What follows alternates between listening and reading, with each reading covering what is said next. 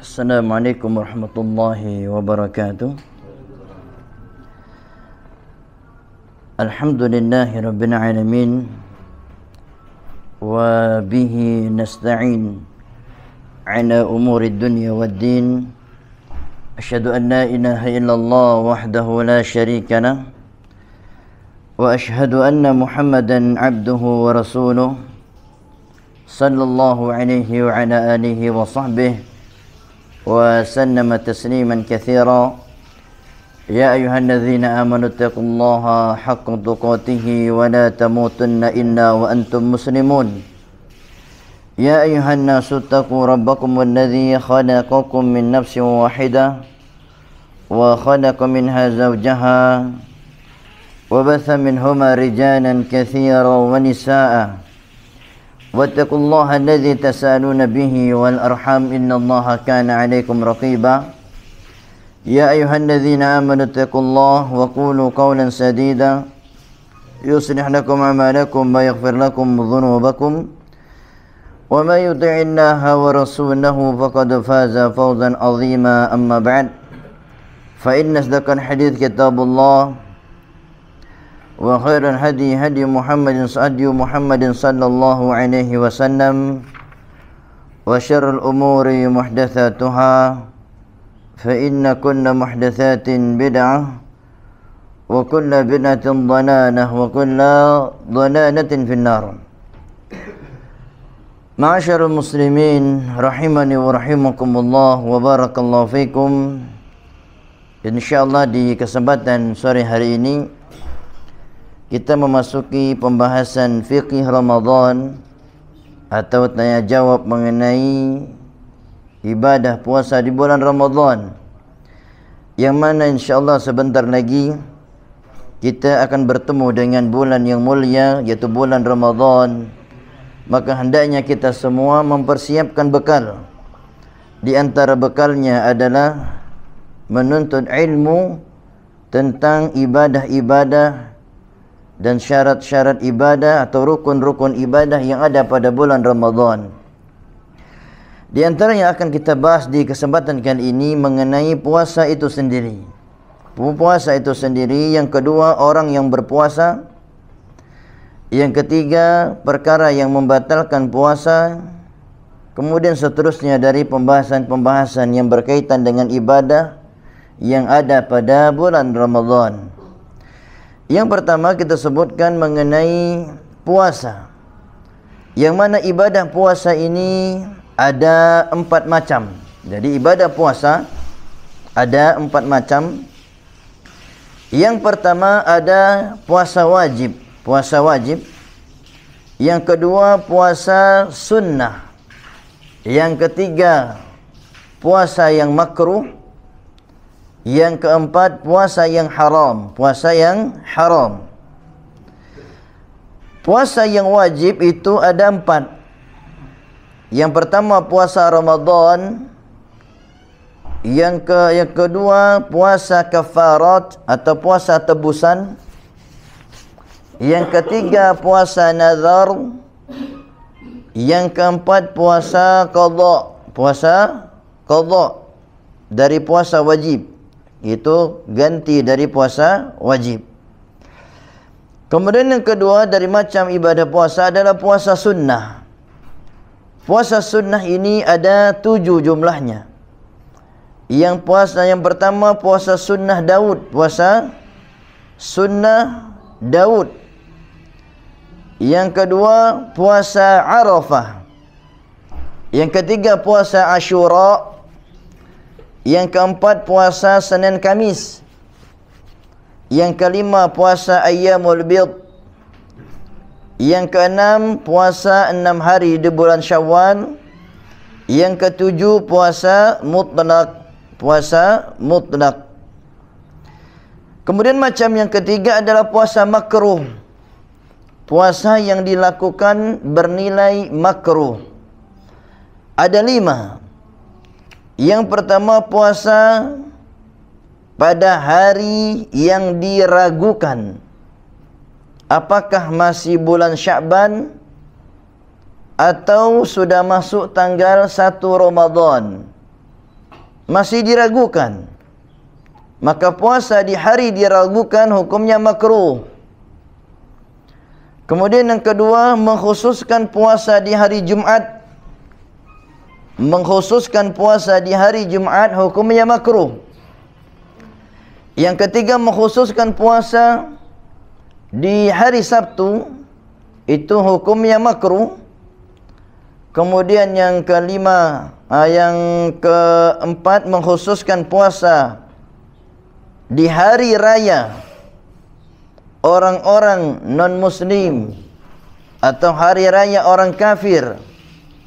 Misalnya berpuasa di hari Natal, berpuasa di hari Imlek misalnya, atau berpuasa di hari raya orang-orang non-muslim, itu hukumnya makruh.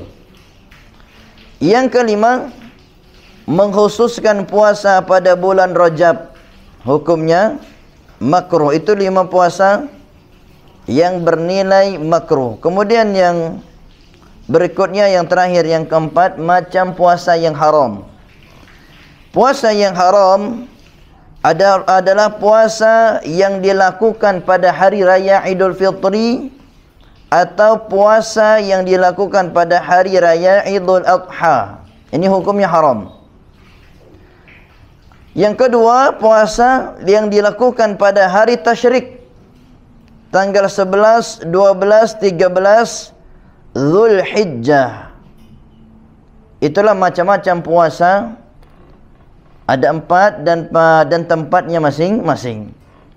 Sekarang pembahasan yang kedua adalah pembahasan syarat dari puasa Ramadan. Syarat dari puasa Ramadan. Syarat puasa Ramadan itu ada 6 syaratnya.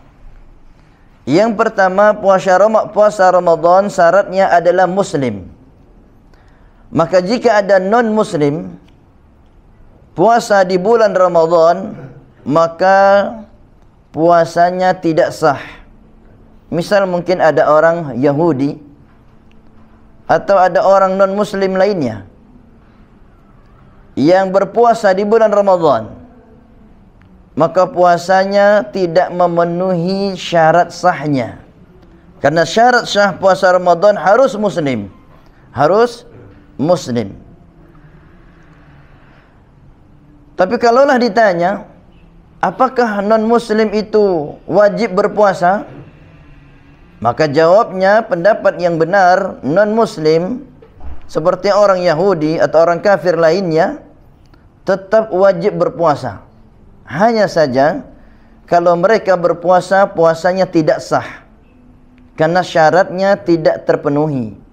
Tetapi kewajibannya tetap wajib karena mereka semuanya adalah hamba Allah, makhluk dari ciptaan Allah. Yang kedua, syarat dari ibadah puasa adalah syaratnya berakal. Maka orang gila puasanya tidak sah. Orang gila puasanya tidak sah. Kemudian yang ketiga, syarat ibadah puasa di bulan Ramadan adalah baligh. Baligh. Baligh ini memiliki tanda-tanda. Yang pertama di antaranya tumbuhnya bulu kemaluan. Yang kedua, kalau perempuan sudah haid. Yang ketiga, tanda baligh ini adalah ihtilam, mimpi basah. Yang keempat, tanda baligh ini sebagian ulama mengatakan usia 15 tahun. Usia 15 tahun. Ini di antara tanda-tanda baligh. Maka kalau ada anak kaum muslimin yang berpuasa umur 7 tahun di bulan Ramadan, maka puasanya tidak memenuhi syarat. Hanya saja syaratnya di sini bukan syarat sah, tapi syarat wajib. Maka kalau anak 7 tahun berpuasa di bulan Ramadan, maka hukum puasanya bernilai sunnah, atau hukumnya menjadi puasa sunnah, bukan puasa wajib. karena syarat wajibnya belum terpenuhi. Jadi ada syarat sah, ada syarat wajib. Kalau berpuasa di umur 7 tahun, syarat wajibnya tidak terpenuhi, tetapi puasanya tetap sah. Tetap sah. Kemudian berikutnya, syarat dari ibadah puasa adalah sehat. Maka orang yang sehat wajib berpuasa. Tapi ketika dia sakit, wajib tidak berpuasa? Jawabnya, dia tidak wajib melakukan di bulan Ramadan, tetapi wajib mengganti di hari yang lainnya. Wajib mengganti di hari yang lainnya. Ini namanya syarat wajib ada atau harus mengganti. Kemudian syarat yang berikutnya adalah mukim. Sehat dan mukim. Maka orang yang bermukim wajib berpuasa di bulan Ramadan. Tapi kalau dia safar, perjalanan, maka dia tidak wajib di bulan Ramadan, tetapi boleh mengganti di bulan yang lainnya, kalau memang safarnya menyebabkan beratnya dia berpuasa. Kemudian yang berikutnya, di antara syarat dari puasa Ramadan ini adalah mampu. Misalnya ada orang sudah berumur 80 tahun, tidak mampu berpuasa dikarenakan usia yang sudah tua. Maka orang yang tidak mampu berpuasa tidak wajib berpuasa. Maka cukup dia membayar fidyah. Membayar fidyah. Maka fidyah ini dibayar setiap hari diusahakan. Atau dia bayar harus di dalam bulan Ramadan. Jadi bayar fidyah itu jangan di luar bulan Ramadan. Bayar fidyah itu di dalam bulan Ramadan. Di dalam bulan Ramadan. Kemudian yang berikutnya di antara syarat puasa Ramadan adalah suci dari haid dan nifas. Suci dari haid dan nifas. Maka dari penjelasan singkat tadi, ada beberapa yang perlu kita pahami. Yang pertama, syarat itu ada pembagiannya. Ada yang namanya syarat sah. Jika tidak terpenuhi, maka puasanya tidak sah. Yang kedua, ada namanya syarat wajib. Jika tidak terpenuhi, maka puasanya tidak wajib. Kalau tidak wajib berpuasa, maka puasanya terhitung puasa sunnah. Yang ketiga, ada yang disebut dengan syarat wajib ada. Maksudnya, jika tidak terpenuhi, maka tidak wajib dikerjakan pada waktunya atau pada bulan Ramadan. Artinya, boleh dia mengganti di hari, di bulan-bulan yang lainnya. Di hari dan bulan-bulan yang lainnya. Sekarang kita jelaskan satu persatu dari syarat ibadah puasa. Yang pertama adalah syaratnya muslim. Maka orang kafir atau orang non-muslim itu puasanya tidak sah. Kalau mereka ingin berpuasa puasa yang sah, harus masuk Islam terlebih dahulu. Harus masuk Islam terlebih dahulu. Maka seandainya ada orang non-muslim atau orang kafir masuk Islam di jam 1 siang pada bulan Ramadan. Jadi masuk Islam jam 1 siang di bulan Ramadan. Di tanggal 1 Ramadan, maka puasanya terhitung tidak sempurna. Karena dia mulai berpuasa dari jam 1 sampai terbenam matahari. Maka di hari itu dia harus mengganti puasanya di hari yang lain. Tetapi kata para ulama, dia tetap wajib berpuasa dari jam 1 siang. Karena masuk Islamnya baru jam 1 siang. Dia menahan sampai terbenamnya matahari. Ini kalau masuk Islamnya sudah siang jamnya. Tapi kalau ditanya bagaimana kalau masuk Islam jam siang, jam 1 siang, kemudian tidak mau berpuasa, tetap dari jam 1 sampai terbenam matahari, makan minum terus. Sebagian ulama mengatakan hukumnya berdosa. Karena bulan Ramadan, kalau dia wajib berpuasa, tidak ada uzur untuk meninggalkan puasa, walaupun mulainya jam 1 siang, dia harus tetap berpuasa untuk memuliakan bulan Ramadan. Bulan Ramadan itu disebut dengan imsak, disebut dengan imsak, menahan. Kemudian syarat yang kedua tadi kita sebutkan, di antaranya berakal. Berakal. Maka orang gila itu puasanya tidak sah. Terus bagaimana jika ada orang gila waras jam 1 siang? Apakah dia wajib berpuasa dari jam 1 siang sampai terbenam matahari? Jawabnya, dia wajib berpuasa. Menahan diri dari jam 1 siang sampai terbenam matahari. Karena bulan Ramadan harus dihormati dengan puasa.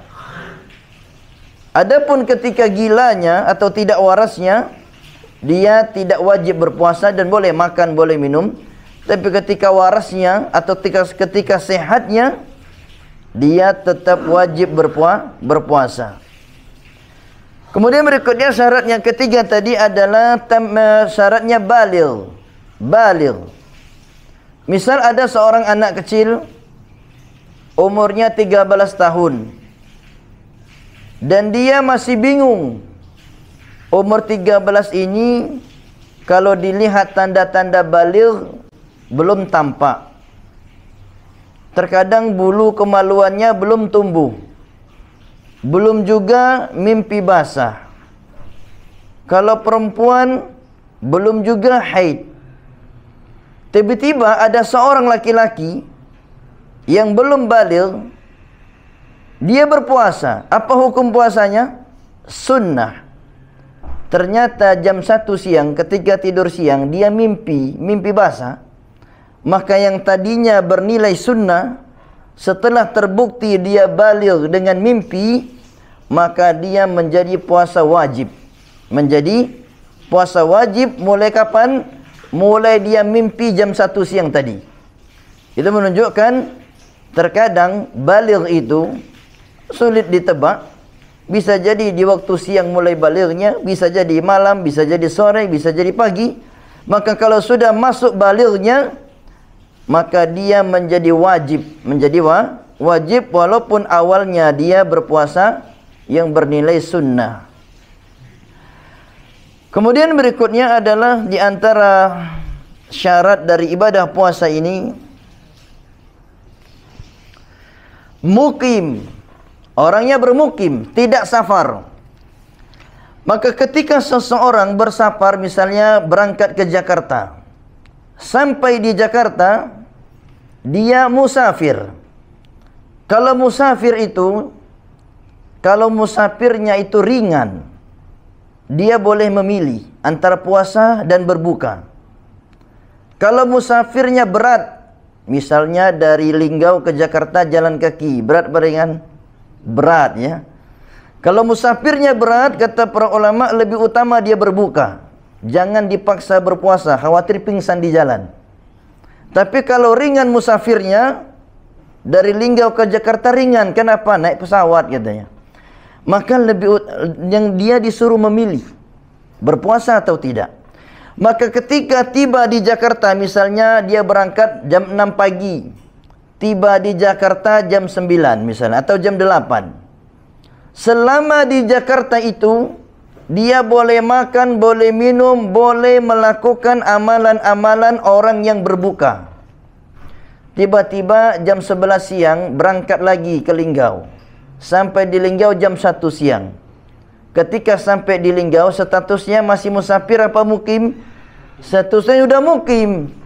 Maka ketika sudah sampai kembali ke Linggau, maka dia harus menahan kembali puasanya dari jam 1 sampai terbenam matahari untuk memuliakan bulan Ramadan. Untuk memuliakan bulan Ramadan, dan dia harus tahan dari jam 1 sampai terbenam matahari. Kenapa demikian? Karena tidak ada syarat yang membolehkan dia berbuka lagi. Karena statusnya sudah mukim. Nah, tapi Pak Ustadz, kalau yang namanya puasa itu kan bukan dari jam 1 siang. Kan puasa itu dari kapan? Dari terbitnya matahari, dari terbit fajar sampai terbenam matahari. Kok jam 1 mulai puasa? Jawabnya, puasa di bulan Ramadan itu bukan hanya sekedar berpuasa saja, tetapi untuk memuliakan bulan Ramadan. Untuk memuliakan bulan Ramadan. Bukan sekedar puasa yang dari terbitnya fajar sampai terbenam matahari, tapi puasa di bulan Ramadan itu untuk memuliakan bulan Ramadan. Ketika tidak ada alasan untuk berbuka, maka hukum asalnya dia menahan diri dari melakukan perbuatan berbuka.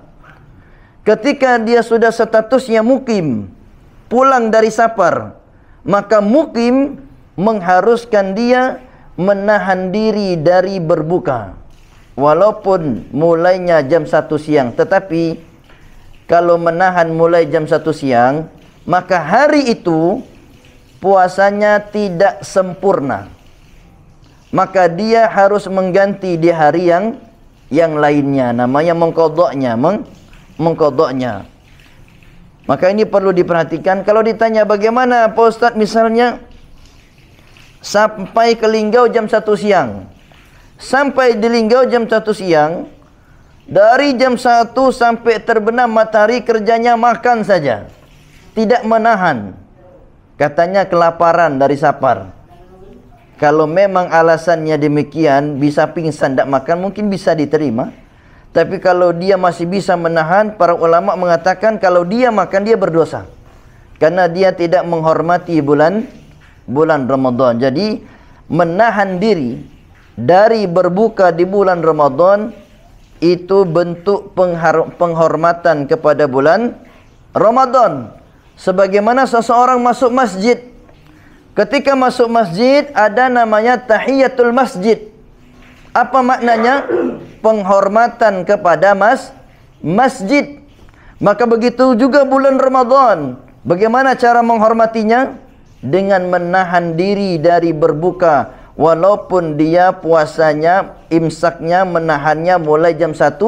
Karena pulang dari safar, statusnya sudah menjadi mukim kembali. Kemudian yang berikutnya adalah, syarat yang berikutnya adalah sehat. Sehat. Orang yang sehat maka wajib puasa Ramadan. Tapi kalau sakit, maka hukumnya tidak wajib. Tidak wajibnya dilihat dulu. Kalau sakitnya tidak bisa diharapkan kesembuhan, misalnya sakitnya itu sakit yang parah, tidak bisa lagi sembuh kata dokternya. Dan kemungkinan mungkin sebulan lagi meninggal kata dokter ya. Walaupun kata dokter bisa benar, bisa salah. Maka orang yang sakit yang tidak bisa diharapkan kesembuhannya atau kecil kemungkinan sembuh, dia tidak wajib puasa, cukup membayar fidyah. Cukup membayar fidyah saja. Misalnya sakit tua atau sakit jasadnya parah. Tapi kalau sakitnya masih bisa diharapkan kesembuhan, maka dia harus mengqadha, mengganti di hari lain ketika sehat. Ketika sehatnya, ini macam-macam sakit, ketika menimpa seseorang. Maka kalau kita punya orang tua di rumah lagi sakit-sakitan, dilihat ini orang tua saya sakitnya sakit parah atau sakit biasa yang bisa diharapkan kesembuhan atau sulit sembuhnya. Kalau memang sulit sembuhnya, maka yang seperti ini dia cukup membayar fidyah saja. Cukup membayar fidyahnya. Kemudian di antara syarat dari puasa ini mampu. Maka di antara orang yang tidak mampu adalah orang yang sudah tua, sudah jompo orangnya. Ketika ditanya berapa umurnya Pak? Umurnya sudah 100 tahun katanya. Masih bisa berpuasa? Katanya tidak bisa lagi. Karena kalau berpuasa sehari saja langsung lesu dan bisa pingsan katanya. Maka orang tua seperti ini dikategorikan orang tidak mampu berpuasa. Maka dia dibolehkan mengganti puasa dengan fidyah. Bukan mengganti dengan puasa di hari lain, bukan, tapi mengganti dengan fidyah. Berapa jumlah fidyah? Bagaimana cara bayarnya? Fidyah itu kalau ditotalkan dengan beras 1,5 kilo. Jadi hari tanggal 1 Ramadan tidak puasa karena tua, tidak mampu. Maka usahakan hari itu dia beli beras 1,5 kilogram, kemudian dikasihkan ke fakir miskin. Tapi bagaimana Pak Ustaz kalau dikumpul dulu? Nanti bayarnya tanggal 29 Ramadan. Jadi 1,5 kilo dikali 29. Nanti langsung dikasih sama orang fakir miskinnya 1 karung langsung. Boleh juga. Atau boleh juga dia bayar fidyah ngasih nasi bungkus. Tanggal 1 bapaknya tidak puasa. Di tanggal 1 itu juga dia beli nasi bungkus nasi padang. Untuk apa? Bayar fidyah. Kasihnya ke orang fakir miskin, atau bisa kasih orang-orang yang tidak mampu, atau dikasih ke anak yatim, atau panti jompo, atau di panti asuhan, boleh dia kasih ke sana. Intinya fidyah ini memberi makan orang miskin sesuai dengan hari-hari Ramadan yang dia tinggalkan.